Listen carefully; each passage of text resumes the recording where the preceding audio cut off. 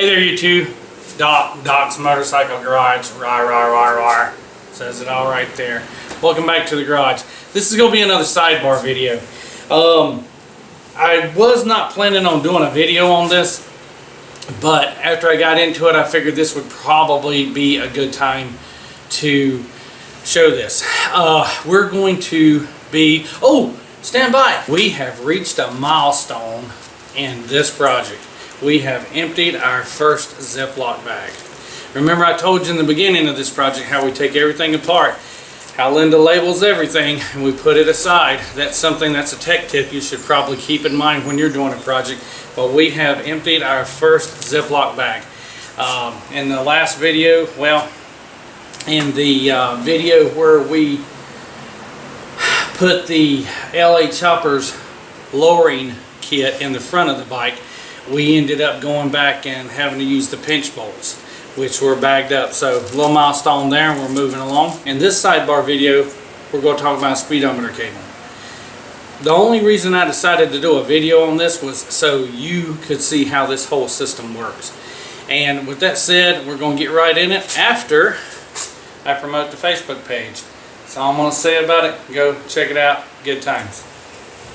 So we're going to take a look at the way the speedometer gear interacts with the front disc rotor, and we may take it apart, we may not.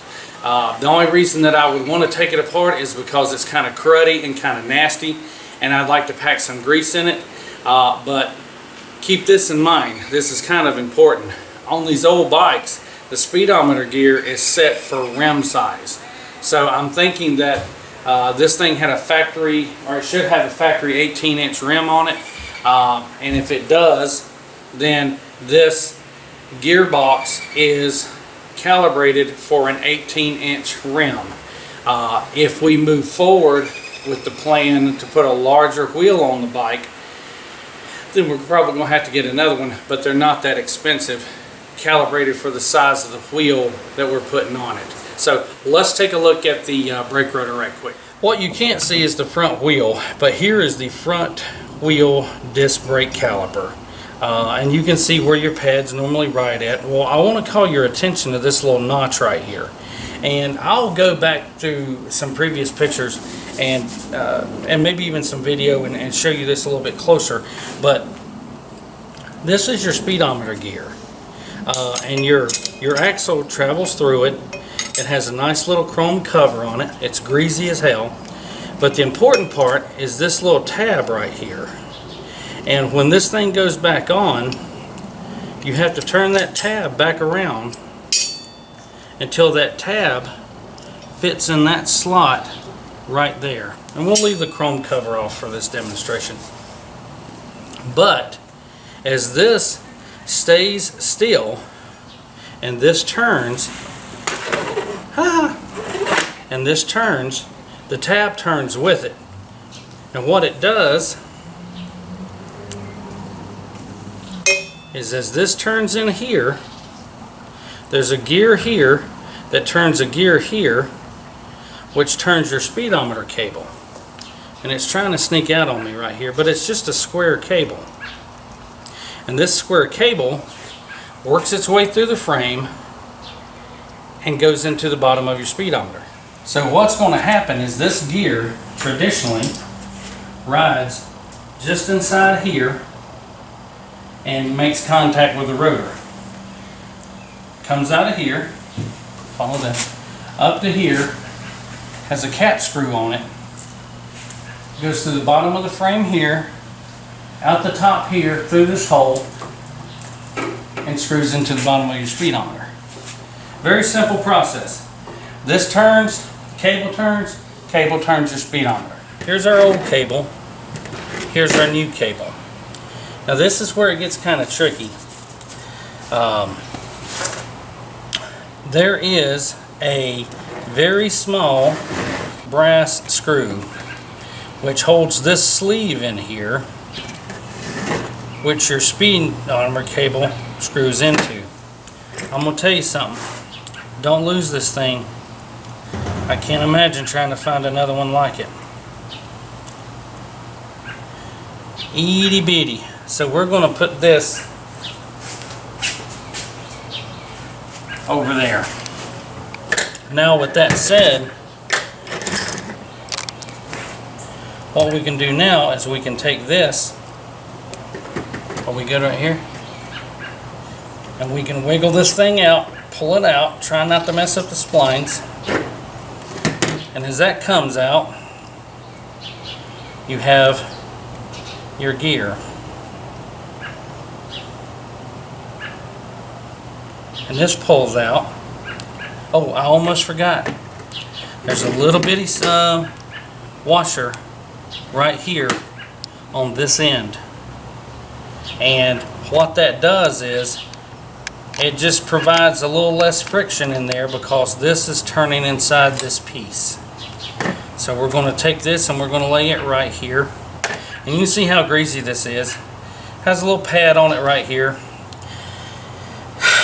And are you tight right here?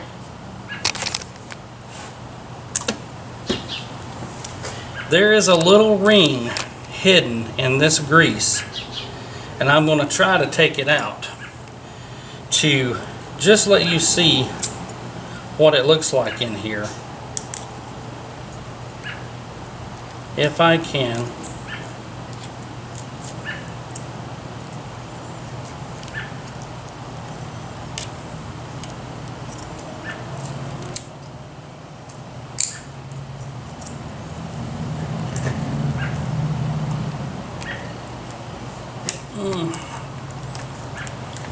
If you can get under it, it's kind of like a snap ring, and just work it around until you get it out of that groove.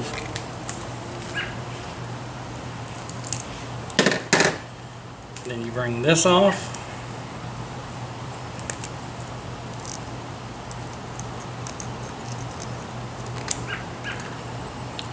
And then this piece here should come out somehow. What you can't see is that this sleeve here is pressed into this piece, but by opening it up and looking in there, taking a sniff of it, it smells like grease, so I'm going to say that it's okay. But I'm guessing that if you wanted to take this apart to re-grease it, clean it out, what have you, you would have to mount this thing in something and press this sleeve out right here, or knock it out and then put it back in. I'm looking in it, I didn't see any water or anything come out of it, so we're just going to put it back together, wipe it up, and put it back on the bike.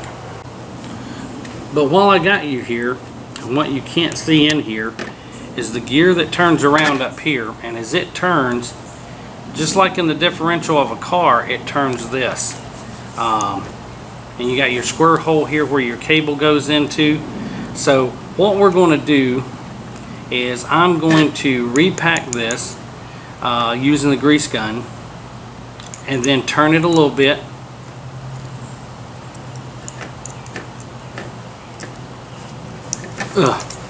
Put some grease in there, turn it, put some grease in there, turn it until I get it where it needs to be at.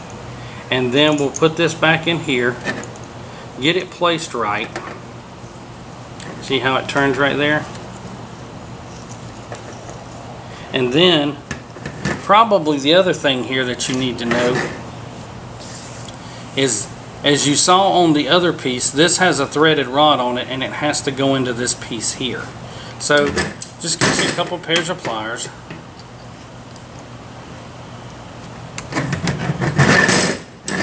Now this is sort of slotted, and on the new one we'll use a little wrench for it. But you just take it here and break it loose.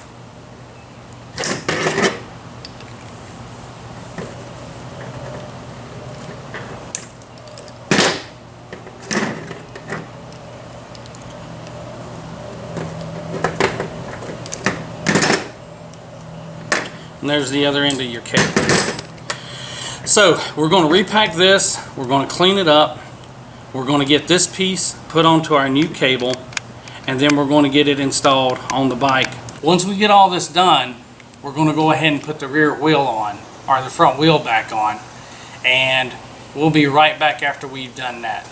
If you're curious about how the wheel goes on, I've got two videos out there already showing how that comes off. So I'll just put a link right here, and we'll see you once we have it back on.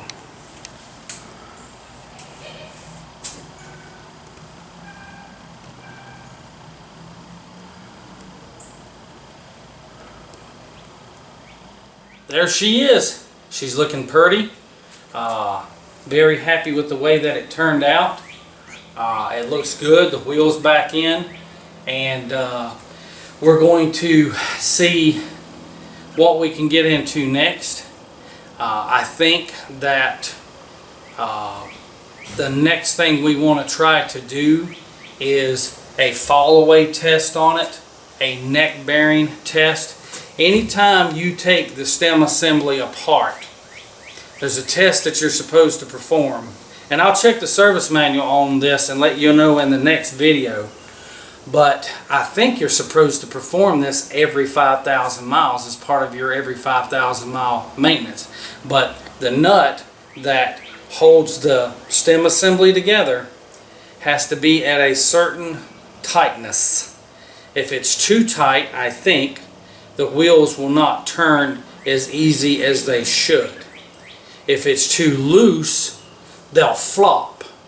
There's a test that we'll go over to let you know where they're supposed to be. We're going to try to do that in the next sidebar video. Reason we're doing things like this is just a lot easier to get this stuff done before we get all these wires put on it. So YouTube, check out the Facebook page. Give us a thumbs up when you're done watching. Throw a comment in there. Like the page so you can see the next video. As always, appreciate you coming by the garage. And if you're keeping up, this is Tuesday, July 7th. Unless these things got out of order. So scratch that off there. We won't tell you the dates on these. So thanks for coming by the garage. I appreciate it. Rate, comment, share, and cut.